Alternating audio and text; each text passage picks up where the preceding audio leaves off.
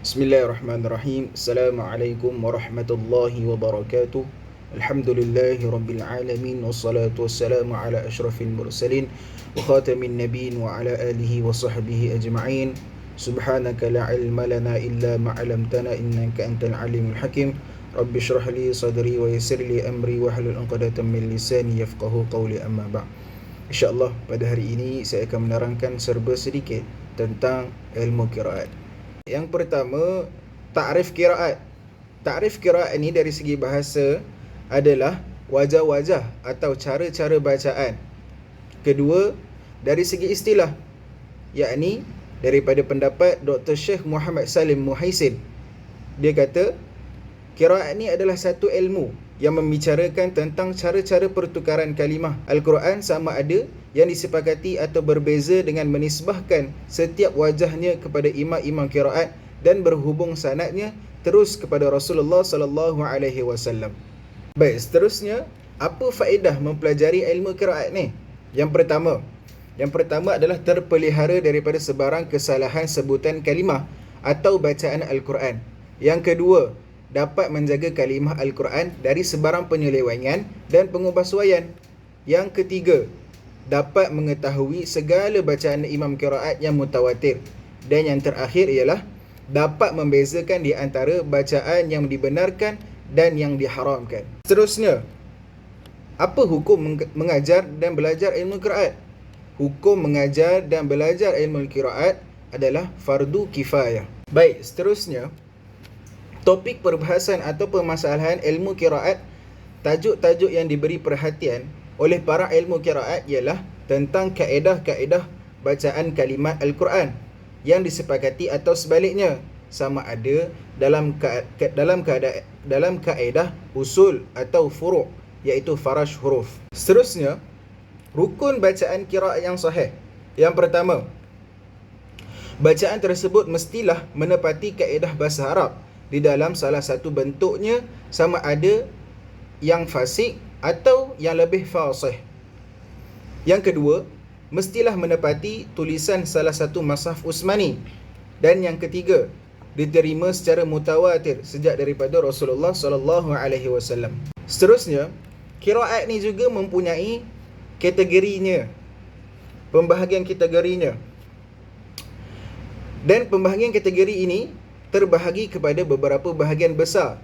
Imam Ibnu Al-Jazari mengategorikan kepada 5 jenis, iaitu yang pertama, qiraat mutawatirah. Qiraat mutawatirah ini adalah qiraat yang diriwayatkan oleh satu kumpulan yang besar dan terselamat dari berlaku sebarang pendustaan, seperti qiraat yang terdapat dalam Tariq Asy-Syatibi dan Tariq Al-Jazari. Yang kedua, qiraat mansurah. Qiraat mansurah ni ialah yang memiliki sanad yang sahih tetapi tidak sampai ke tahap mutawatir, sesuai dengan kaedah bahasa Arab dan tulisan mushaf Utsmani. Ia masyhur di kalangan para qura' dan ianya tidak terdapat kesilapan bacaan yang dikira sebagai ibadat. Yang ketiga adalah qiraat ahadiyah. Qiraat ahadiyah ini ialah memiliki sanad yang sahih tetapi menyalahi tulisan mushaf Utsmani, dan kaedah bahasa Arab ia tidak masyhur. Dan yang keempat ialah qiraat syazah, iaitu tidak mutawatir atau menyalahi resam Utsmani atau tiada sumber dalam bahasa Arab. Dan yang terakhir adalah qiraat maudu'ah, iaitu qiraat yang palsu dan bukan daripada Rasulullah sallallahu alaihi wasallam. Baik. Seterusnya, kenapa al-qiraat itu dinisbahkan kepada a'immatul qura'? Kerana setiap daripada mereka menghabiskan masa untuk membaca wajah qiraat atau jalan yang masyhur baginya. Yang kedua, setiap daripada mereka membaca serta mengajar kepada anak muridnya, iaitu rawi, maka dikenali dengan bacaan imam tersebut. Contoh dikatakan bacaan sebegini imalah pada wadduha, ialah Imam Hamzah. Sesungguhnya bacaan Al-Quran dan qiraat adalah dengan talaqi dan musyafahah, dengan mengambil bacaan dari masyayikh yang berhubung sanadnya dengan Rasulullah sallallahu alaihi wasallam. Perbezaan Al-Quran, Al-Qiraat dan Tajwid. Al-Quran itu berbentuk umum, manakala qiraat lebih khusus tentang cara penuturan Al-Quran, sama ada disepakati ataupun tidak. Manakala ilmu tajwid pula adalah merupakan satu cabang dari ilmu qiraat yang mengusus cara sebutan-sebutan huruf dari segi makhraj dan sifat. Baik, seterusnya kita masuk kepada marhalah pengajian ilmu qiraat. Secara ringkasnya lah, marhalah pengajian ilmu qiraat ini terbahagi kepada dua, iaitu Thariq Syatibi dengan Thariq Jazari. Thariq Syatibi ini adalah qiraat 7 dan Thariq Jazari adalah qiraat 10. Thariq Syatibi itu qiraat 7 bersama 3 imam. Al-Ghazali dinamakan dengan Ashrah Sughra kerana periwayatan beliau terhadap turuk qiraat adalah kecil dan sedikit. Bermaksud ia tidak menyeluruh dan mendalam terhadap kesemua turuk qiraat. Sementara Thariq Jazari iaitu qiraat 10 pula dinamakan dengan Ashratul Kubra kerana periwayatan beliau terhadap turuk qiraat adalah menyeluruh dan mencakupi semua turuk walaupun terdapat perbezaan di antara kedua-dua thariq tersebut dari susur periwayatan turut masing-masing, namun kedua-dua teori adalah betul dan sahih.